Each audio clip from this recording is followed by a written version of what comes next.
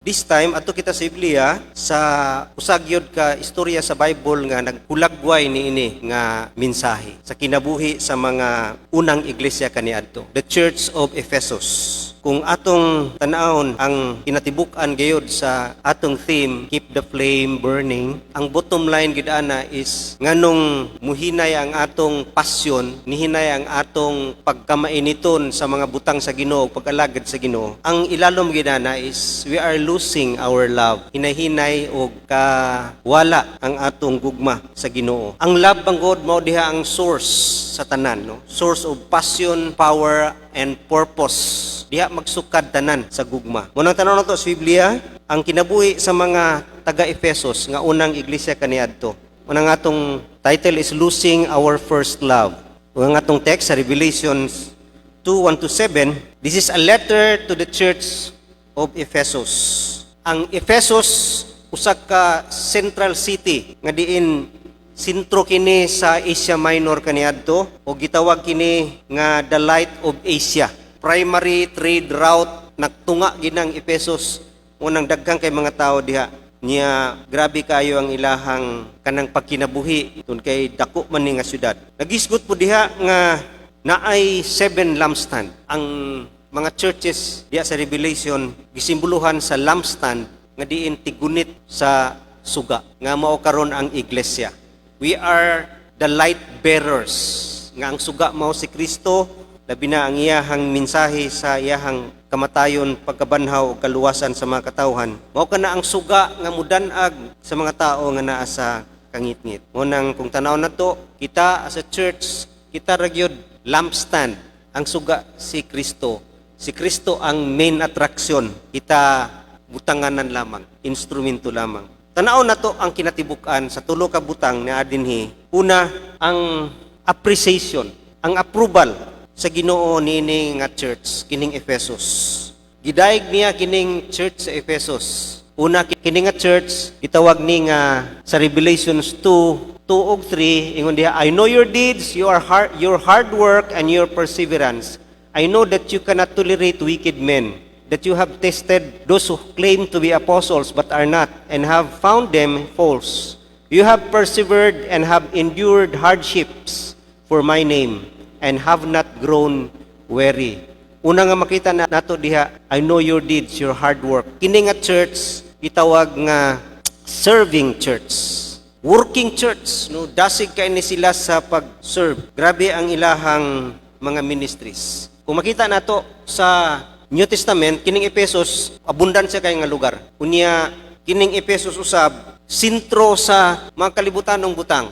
Unya usara ka buk simbahan diha, Church of Ephesus. Makita nato kini nga church, mega church. Dako ni nga church ning Ephesus. Og daghan sila mga ministries, daghan sila mga workers, daghay mga gifted, mga abilidad na diha. Daghan sila resources. Mo nang ingon na Ginoo, I know your deeds, your hard work. Kay kini nga church, working church. Busy working, serving the Lord. Kaduha kini nga church, separated church.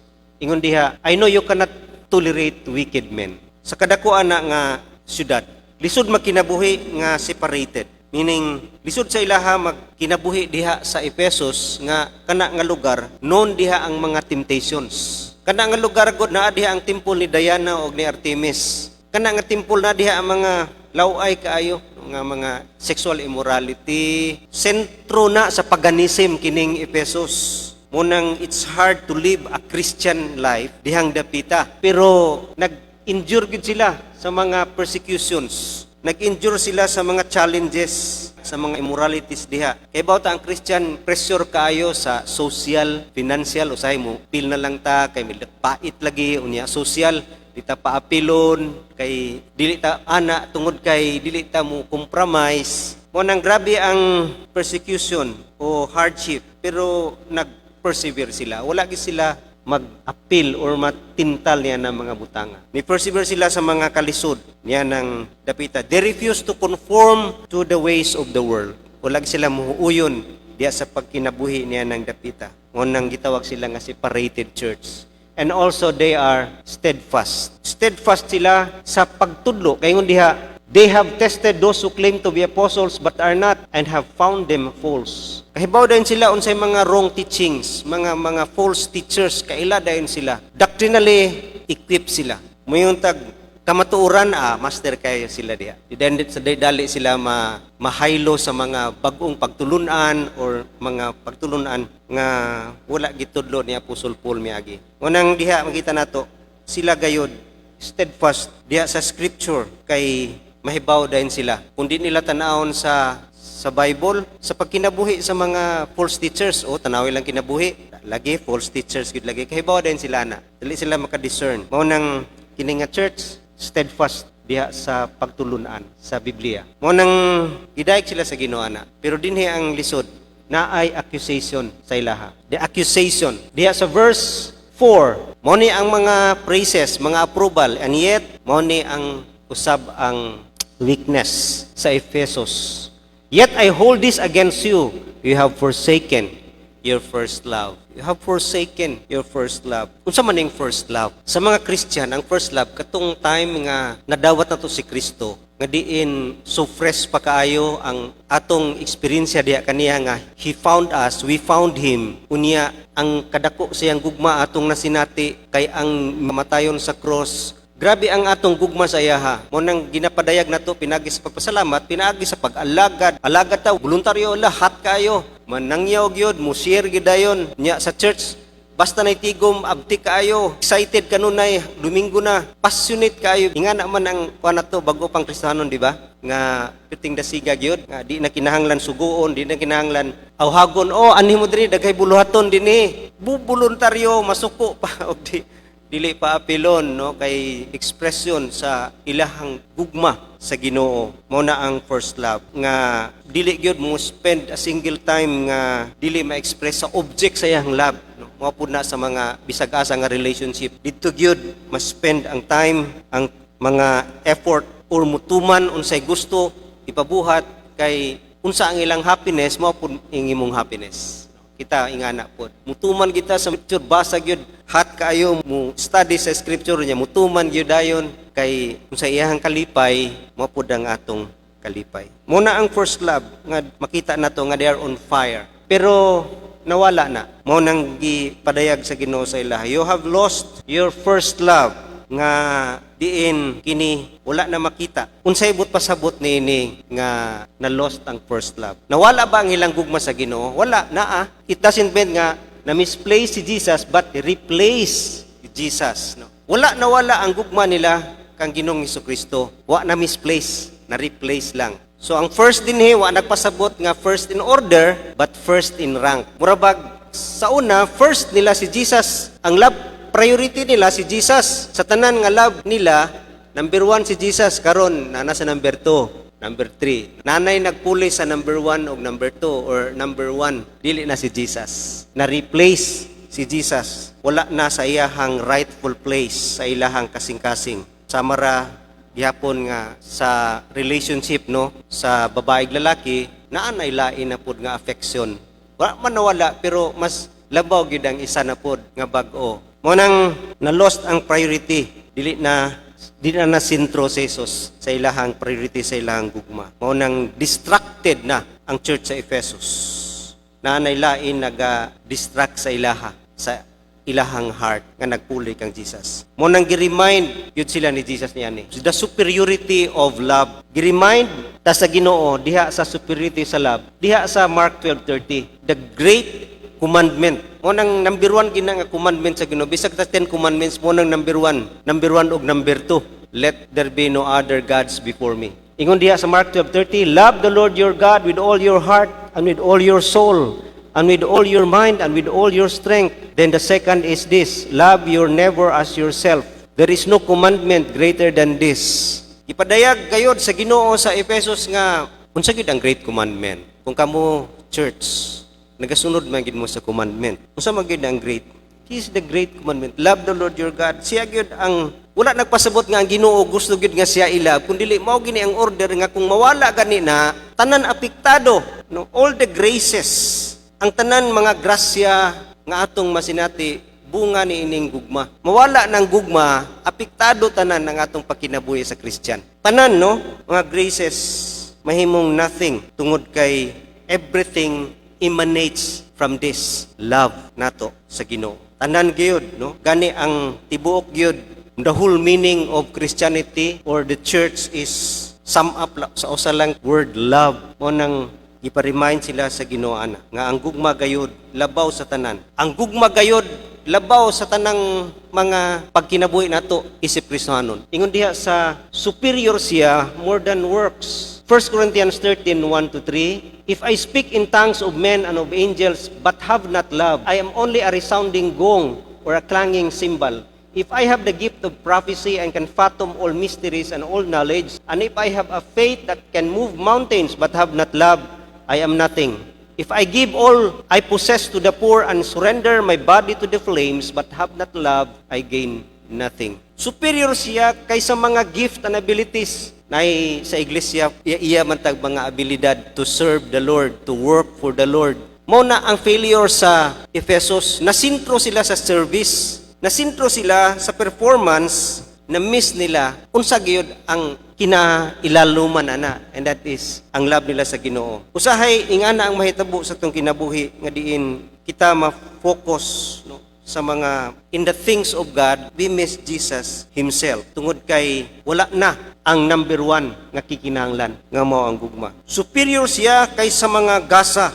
Mo nang ang delikado sa tong kinabuhi, kining atong loving devotion sa Ginoo usahay mawala in the midst of active service. Bisag kita nag-alag, bisag pastor, usahay biktima nini kay focus kaayo sa mga function sa pastor, no? Unya ma-miss ang relationship diya sa Ginoo. Without love, delikado kaayo. Kay kung wala na gugma kining atong mga works, mahimong routine ug mahimong rituals, ug mao kana ang nahitabo sa mga taga-Efesos. Nahimo sa ilahang ritual na tulumanon, nahimo ng obligations, nahimo ng habis, nahimo ng para kanila dili labor of love. Mo nang naay burden ang pag-alagad kay mao man ang concentration, ang performance ug ang worksman. Usahay mo at ingana ang atong sitwasyon nga we attend, we work, no, we serve out of that is a habit and dili love. Out of obligation, kay obligasyon man gyud, napugos lang kita pero walay devotion.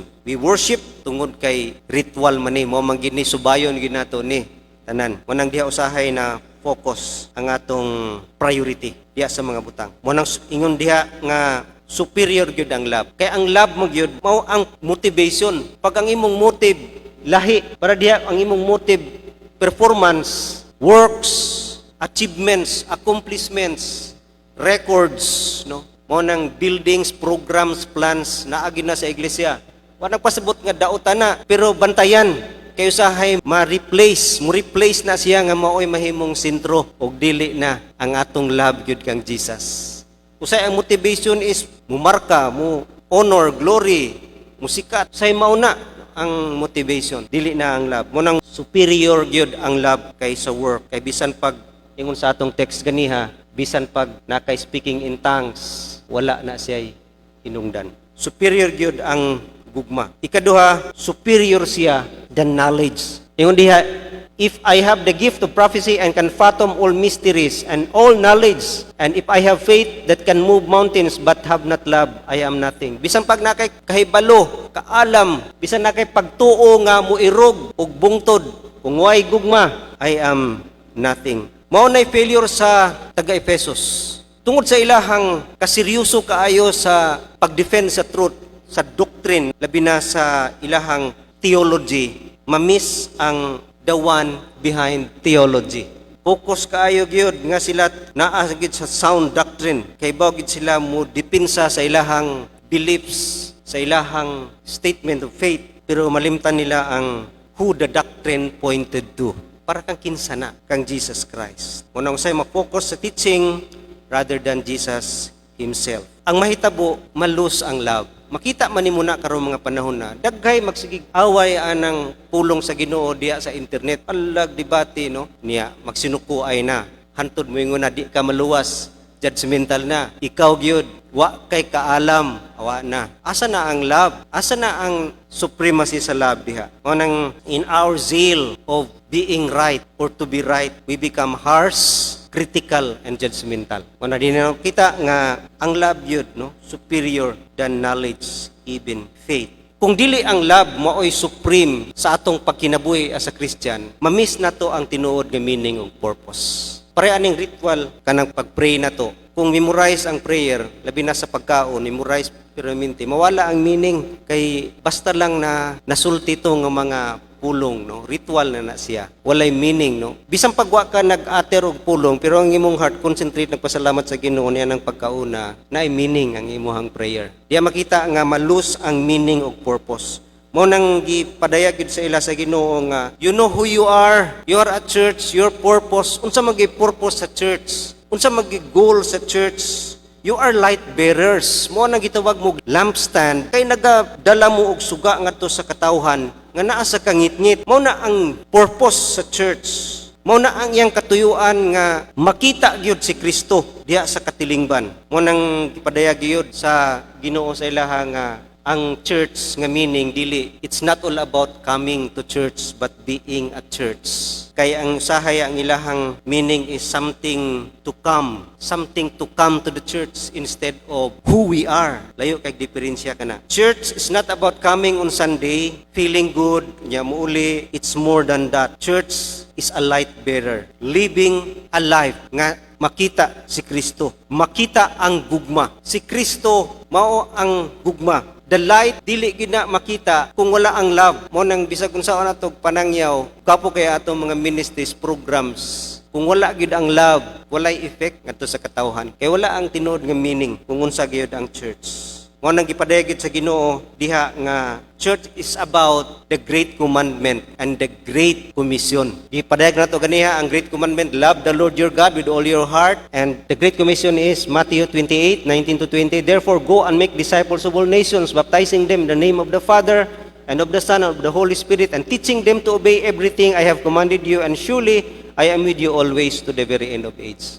Mao gina ang purpose sa church, the great commandment and the great commission, love the Lord your God, and this, evangelize. Kung atong sumadahon, loving God and loving others. One of the great commandment is loving God above all, muresulta sa loving others.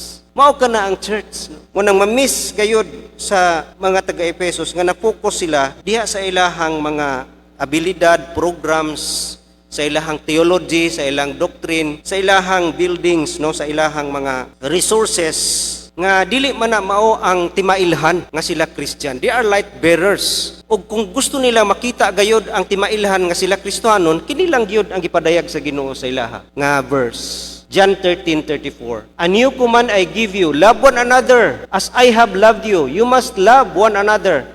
By this, all men will know that you are my disciples if you love one another. Mao ni ang timailhan. Dili ang measurement sa church, ang para na mga mega churches nga grabe sila mga programs, grabe kay sila mga ministries. Dili. Kung wala ang love, kung kana pinaagi lang yun ang motivation kay masintro diha sa performance, sa programs, wala na nagsukad sa paghigugma sa Ginoo, dili makita sa tao nga ngano gibuhat na because they love God so dearly nga niresulta kana sa ilahang pagpamuhat. Mao na ang pag-serve sa Ginoo, pagpamuhat, nindot kaayo kung kini ang motivation gyud, ang love, dili ang laing mga butang. Nagsukad gyud sa love nato sa Ginoo. Mao na ang sipyat sa taga-Efesos. Love is the greatest. Love mao gyud ang ground sa atong pagkinabuhi sa Christian. Mao nang iya kining gipadayag ngadto gayud sa mga taga-Efesos.